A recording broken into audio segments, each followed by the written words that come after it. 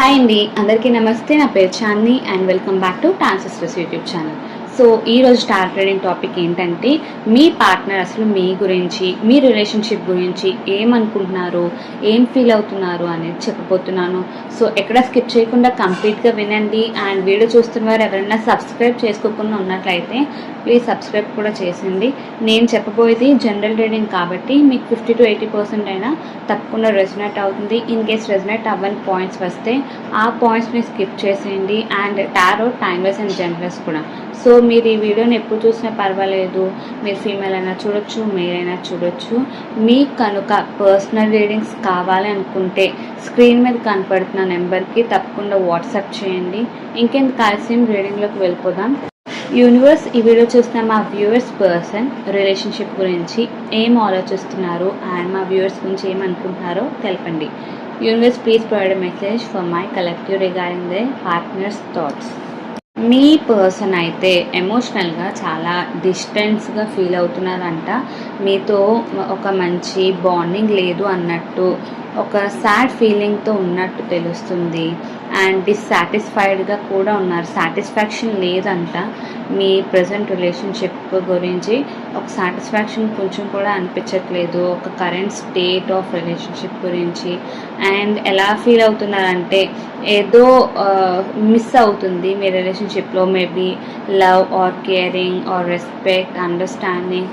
So something ఏదో ఒక thing అయితే మీ రిలేషన్షిప్లో లైక్ మిస్ అవుతున్నట్టు ఫీల్ అవుతున్నారంట. దానివల్లే మీ రిలేషన్షిప్ కూడా కొంచెం మీ మధ్య ఇంతకు ముందు కంటే డిఫరెంట్గా ఉందన్నట్టు అనుకుంటున్నారు. అంటే మునుపట్లా కాకుండా ఇప్పుడు ఎవరి లైఫ్ వాళ్ళు ఎక్కువగా చూసుకున్నట్టు, పెద్ద టైం స్పెండ్ చేయట్లేదు అన్నట్టు, లేకపోతే మ్యూచువల్ అండర్స్టాండింగ్ అనేది లేకుండా మిస్అండర్స్టాండింగ్స్ ఎక్కువ వచ్చేస్తున్నట్టు ఈ విధంగా అయితే మీ పర్సన్కి అనిపిస్తుందంట మీ రిలేషన్షిప్ గురించి.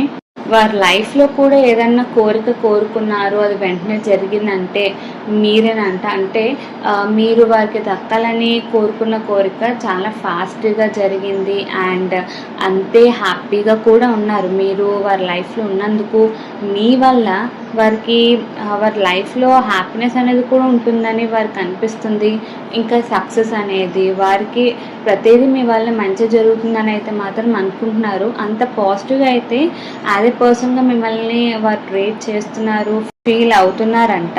రీసెంట్గా మీకు కూడా ఇన్ కేస్ మీ పర్సన్లో చేంజెస్ కనిపించి ఉండొచ్చు. వారైతే మీలో చేంజెస్ ఉన్నాయని అనుకుంటున్నారో వారిలో కూడా చేంజెస్ అనేవి వచ్చి ఉండొచ్చు, మీకు అది తెలిసి ఉండొచ్చు.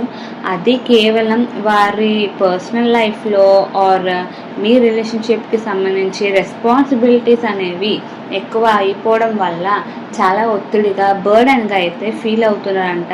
చాలా స్ట్రెస్గా ఫీల్ అవ్వడం వల్ల వారి బిహేవియర్ అనేది, వారి యాక్షన్స్ అనేవి ఈ మధ్య ఎఫెక్ట్ అవుతూ ఉండొచ్చు. అందుకే మీతో కూడా అంత ఓపెన్ అప్ అవ్వకుండా, ఇంతకుముందు టైం స్పెండ్ చేసినట్టు కాకుండా టోటల్ డిఫరెంట్ పర్సన్గా మీకు అనిపించి ఉండొచ్చు. సో రీజన్ ఓన్లీ ఇదొకటే, వారికి ఎక్కువగా రెస్పాన్సిబిలిటీస్, బాధ్యతలు వారి ఫ్యామిలీ పరంగా చూసుకోవచ్చు, లేదా అంటే personal life or professional life, మీ రిలేషన్షిప్ అని ఇన్ని బ్యాలెన్స్ చేయలేక బాగా స్ట్రెస్ అయితే, స్ట్రగుల్ అయితే అవుతున్నారంట. మీ గురించి కూడా వారు ఎంత పాజిటివ్గా అనుకుంటున్నారంటే చాలా కాన్ఫిడెంట్ పర్సన్ అని, మిమ్మల్ని చూసి అట్రాక్ట్ కూడా అవుతున్నారు. మిమ్మల్ని చూసి చాలామంది నేర్చుకునేలాగా అన్ని క్వాలిటీస్ మీలో ఉన్నాయని, అండ్ ఎప్పుడు ఒక పాజిటివ్ ఎనర్జీతో, అంటే మీ దగ్గరకు వచ్చి టైం స్పెండ్ చేసినప్పుడు కూడా ఒక పాజిటివ్ ఎనర్జీ ఉంటుంది, ప్యాషన్ అనేది ఉంటుంది.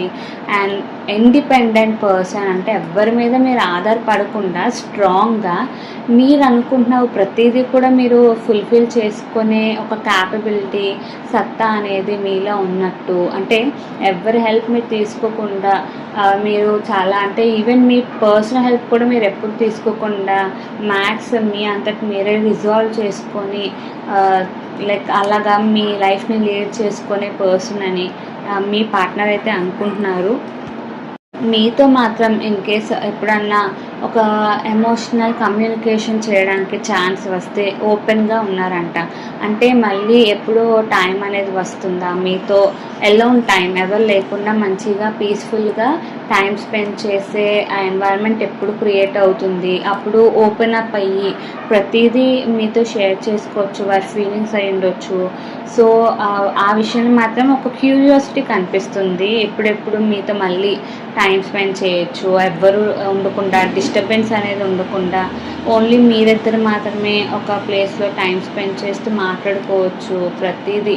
సో మీరు మీకున్న ప్రాబ్లమ్స్ని మీ పర్సన్కి చెప్తారు, మీ పర్సన్కి ఉన్న ప్రాబ్లమ్స్ మీకు షేర్ చేసుకున్నప్పుడు ఇద్దరికి కొంచెం లైట్గా అనిపిస్తుంది కదా, ఆ బర్డెన్ అనేది రిలీఫ్ కూడా అవుతుంది. సో ఈ విధంగా వారు మీ గురించి కూడా వర్రీ అవుతున్నారు. వారు కూడా ఎప్పుడు మీతో వారికి ఉన్న ఫీలింగ్స్ని ఎక్స్ప్రెస్ చేసుకోవచ్చు, ఓపెన్ అప్ అవుదాము అని వెయిట్ చేస్తున్నారంట.